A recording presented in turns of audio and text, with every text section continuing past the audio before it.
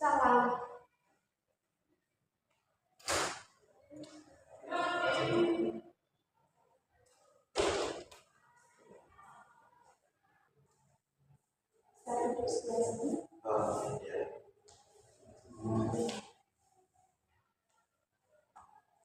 Salam, gimana kabarnya? Halo, ya alhamdulillah baik. Di sini naik apa? Jadi saya kesini naik mobil. Naik mobil. Apa nggak macet mas kalau siang kayak gini? Alhamdulillah tadi ya jalannya lumayan sepi. Sepi, alhamdulillah ya. Jadi mas Farhan sebelum kesini kemana? Saya sebelum kesini itu tadi habis dari kampus ada mata kuliah. Ada mata kuliah apa? Itu jam 8 itu ada mata kuliah itu tentang apa? Ya sampai filsafat. Terus ini baru selesai habis itu ini terakhir itu mata kuliah sejarah itu. Sejarah terakhir. Iya. Gimana itu mas? Ya gimana ya, cukup menyenangkan tapi agak ngantuk. Oh ya, kalau biasanya sejarah itu kayak banyak cerita ya mas. Ngantuk seperti itu. Ya didongengin. Oke, tadi malam kan mas Farhan ngecat saya. Itu ada apa? Iya tadi malam saya ngecek dulu karena ya sedang butuh sesuatu sama ibu. Oh, sesuatu untuk kita prosesnya atau nanti lebih lanjut lagi kita bisa berdoa dulu ya mas, semoga diberi kelancaran.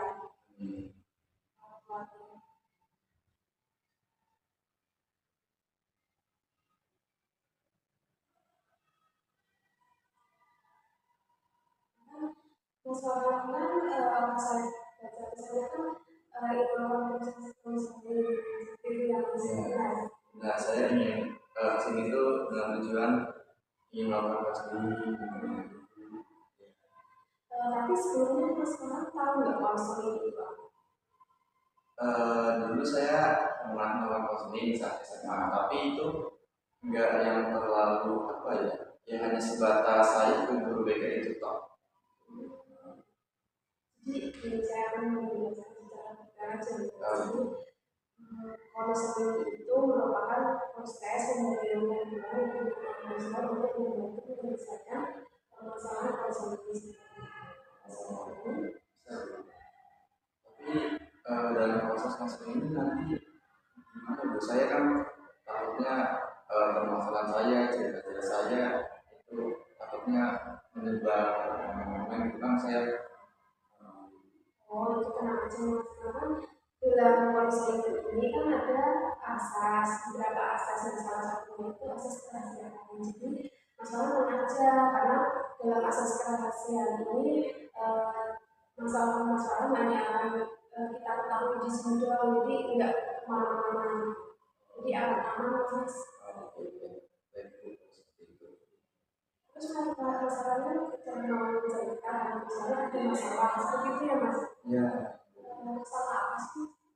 Ya saya masalah ya gimana ya, masalah itu seperti kebiasaan saya akhir-akhir ini berantakan, terus jarang apa ya, sering tidur tengah malam begadang, terus makan siang tidak teratur, sama itu kebiasaan saya yang dulu itu jadinya apa ya, hancur lah sekarang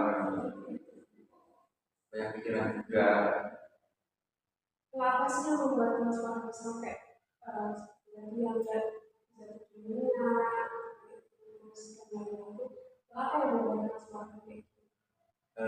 Ya saya karena apa ya, mungkin karena saya banyak pikiran gitu, memikirkan hal-hal yang tidak seharusnya saya pikirkan, tapi nggak tahu kenapa itu kepikiran terus buat saya gitu, makanya ya menjadi biasa saya menjadi berubah gitu. Jadi bisa dikatakan masalah ini karena tadi nggak bisa tidurnya, terus nggak sama aja kayak nggak semalam gitu ya mas. Ya tadi Itu karena masalah ini memiliki banyak pikiran seperti itu ya mas. ya saya juga pikiran. Kalau banyak pikiran itu banyak pikiran karena apa sih? Iya bisa dikatakan apa ya?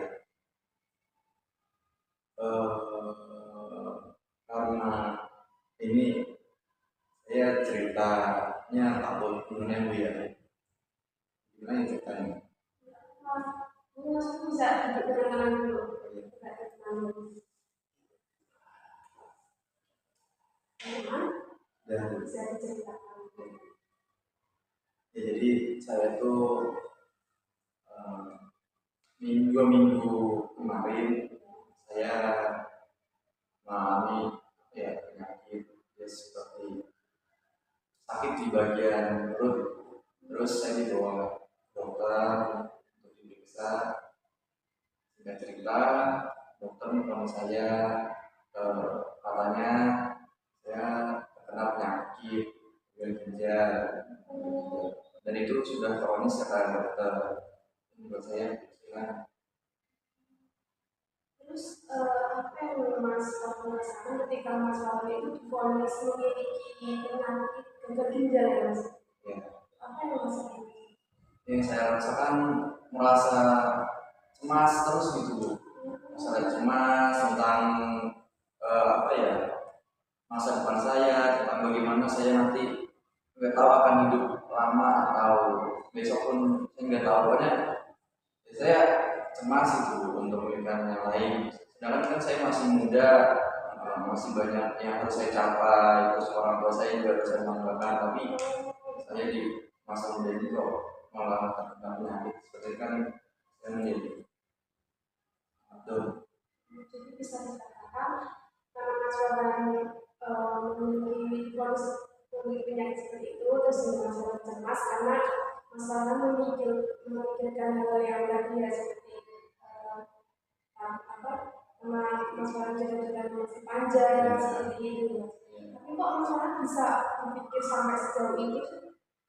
Ya kenapa ya, soalnya kan saya pun orangnya dulu emang sangat ya disiplin, sangat ya ingin menggapai cita-cita saya apa ya ambisius lah, semangat rajin disiplin gitu. Makanya saya setelah mendengar itu kalau kenapa jadinya down.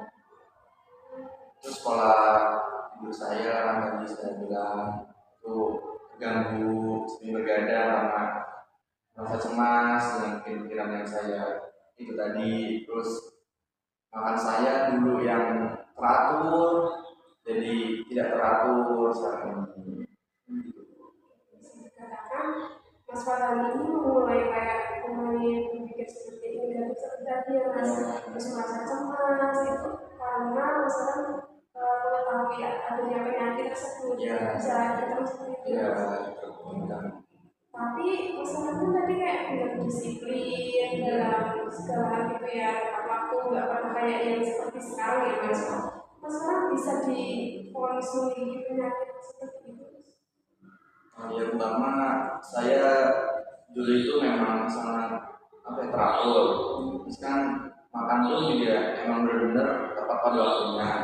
Tapi makanan yang saya makan tuh yang saya konsumsi itu ya kurang sehat gitu. Minuman juga yang saya konsumsi kurang sehat ya seperti minum Coca-Cola, minum yang bersoda, minum yang manis. Terus makanan pun ya makanan cepat saji gitu. Makanya saya mengalami divonis oleh dokter juga ginjal. Sejak kapan mas Fahmi nggak mengkonsumsi makanan seperti ini? Sudah lama sebenarnya itu 1 tahun yang lalu. Terus baru terasa tuh bulan 2 bulan sebelum saya ke rumah sakit. Iya. Terus itu makanan seperti itu tuh mas konsumsi setiap hari? Ya, hampir setiap hari saya makan seperti itu, junk food sama ini banget gitu. Terima kasih karena mas Fahmi sudah menyampaikan sama-sama mau jujur. Oke, nanti kita akan selesaikan masalah bersama-sama seperti itu. Baik Bu. Tapi saya di sini nggak tahu harus menyelesaikannya dengan cara apa dengan sama saya ini. Apakah ibu ada masukan atau saran untuk saya agar saya eh, apa ya terkurangi lah mengurangi masalah yang ada di hidup saya. Sebenarnya Mas Farhan sudah tahu surah Al-An'am ayat 17. Itu apa Bu? Jadi di sini saya akan membacakan surat tersebut, teman-teman bisa mendengarkan ya. Oh, Jadi bunyinya seperti ini Mas. Wa yang sas Allah bidurri fala kasifa illa huwa wa yang sas bikhairin wa fahum ala kulli syai'in qadir. Artinya itu, dan jika Allah menimpakan suatu bencana kepadamu, tidak ada yang dapat menghilangkannya selain Dia. Dan jika Dia mendatangkan kebaikan kepadamu, maka Dia maha kuasa atas segala sesuatu. Jadi makna dalam surah Al-An'am ini Mas, kayak yang dialami masalah kan memiliki musibah kan, terutama masalah penyakit, terus makin jadi berpikir cemas, berpikir negatif tentang kehidupan masyarakat gitu ya. Nah di surah ini dijelaskan bahwa di samping kita itu masih ada Allah, karena hanya Allah yang mampu kayak mengatasi penyakit gitu. Dan di sini juga kayak kita itu Allah bisa mengurangi kayak pikiran mas karena yang itu kan berpikir negatif gitu. Jadi mengurangi harus gak usah cemas gitu, karena di samping masalah ini masih ada Allah. oh itu alhamdulillah ya. Setelah saya mendengarkan tadi yang ibu bacakan Al-Quran surat Al-An'am ayat 17 dengan tadi menyampaikan juga tentang surat itu dan dengan diri saya sendiri permasalahan yang saya alami ya alhamdulillah saya menjadi tersadarkan jadi teringat lagi jadi ya alhamdulillah sekarang sudah lumayan tenang setelah ibu sampaikan itu. Sekali masyarakat sudah gampang untuk memahami surat tersebut ya. Tapi perlu diketahui masyarakat ini juga harus menguatkan diri masyarakat. Jadi di sini ada cara untuk dapat menguatkan diri masyarakat dengan cara melakukan terapi zikir vibrasi. Itu yang seperti apa Bu? Jadi bisa saya jelaskan terapi zikir vibrasi itu masyarakat bisa mengikuti saya ya. Oh iya. Jadi kita masalah ini yang menarik dulu itu mana sedikitnya Oke sudah. ya. Jadi saya tarik nafas dulu, hembuskan, tarik nafas lagi, hembuskan, tarik nafas lagi, hembuskan. Oke, kedua, masalah letakkan tangan kiri pasangan ke tulang selangga kanan. Selanjutnya tangan kanan masalah diletakkan di tulang selangga kiri. Ya. Kita tarik nafas lagi, hembuskan, tarik nafas lagi, hembuskan, tarik nafas lagi, hembuskan. Oke, di sini saya akan memberikan dua lafal yaitu la ilaha illallah dan astagfirullahaladzim. Jadi masyarakat bisa melafalkannya dengan tempo yang lambat juga di kalimat masyarakat saja. Bisa. Yang pertama yaitu la ilaha illallah, masyarakat bisa melafalkannya sebanyak 4 kali. Coba.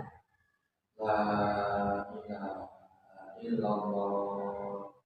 La ilaha illallah. La ilaha illallah. La ilaha illallah. Yang kedua yaitu astagfirullahaladzim. Dan yang bagian terakhir itu masyarakat bisa melafalkannya dengan lambat. Sebanyak 3 kali. Oke. Astaghfirullahaladzim. Astaghfirullahaladzim. Astaghfirullahaladzim. Setelah masyarakat melakukan zikir ini juga masyarakat bisa menceritakan apa yang masyarakat rasakan. bisa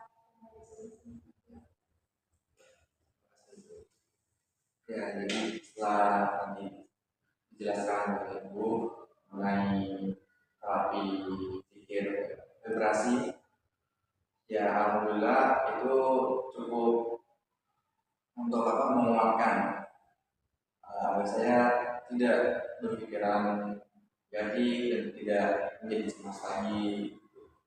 Ya alhamdulillah, insya Allah nanti saya akan terapkan itu.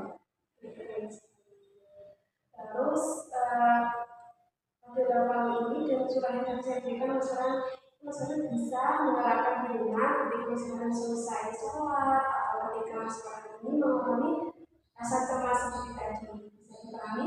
Oh ya, bisa. Oke.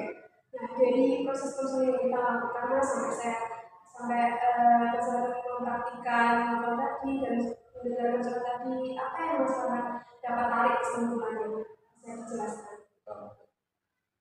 Jadi dari awal selama proses konseling yang saya sudah jalan dengan Ibu, ya alhamdulillah saya lumayan juga untuk bisa menyampaikan permasalahan-permasalahan yang saya alami. Terus dengan tadi Ibu kan menyampaikan terkait surat Al-An'am itu, saya jadi tersadar bahwasanya saya itu nggak sendirian, bahwa masih ada Allah yang bisa selalu bersama saya gitu. Dan dengan teknik terapi zikir vibrasi tadi itu juga akan menguatkan saya untuk bisa tidak berpikir juga negatif seperti itu. Dan semoga dengan yang tadi sudah sampaikan tadi terapi zikir itu dan surat Al-An'am itu bisa saya terapkan untuk menguatkan lagi. Sekali sekarang sudah paham dan sudah tahu apa yang harus lakukan. Di sini saya akan memberi tugas memang jadi selama seminggu depan masyarakat akan saya beri checklist tugas perkembangan dan nanti masyarakat akan menerapkan kedua yang saya berikan tadi di rumah. Nanti masyarakat harus perkembangannya seperti apa? Oh ya, bisa dipahami ya Mas? Bisa ya, saya insya Allah akan lakukan itu. Mungkin ada yang mau disampaikan lagi misalnya? Untuk nanti kan saya checklist tugas rumah. Nah itu nanti saya bagaimana untuk menunjukkan hasilnya itu bagaimana? Minggu depan kita proses konseling lagi. Oh, oke. Jadi waktu dan hariannya saya akan konfirmasi lagi ya.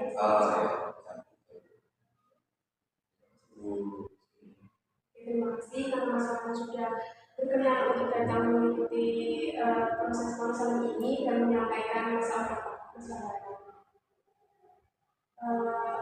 Sebelum kita akhiri, masih kita bisa berdoa dulu.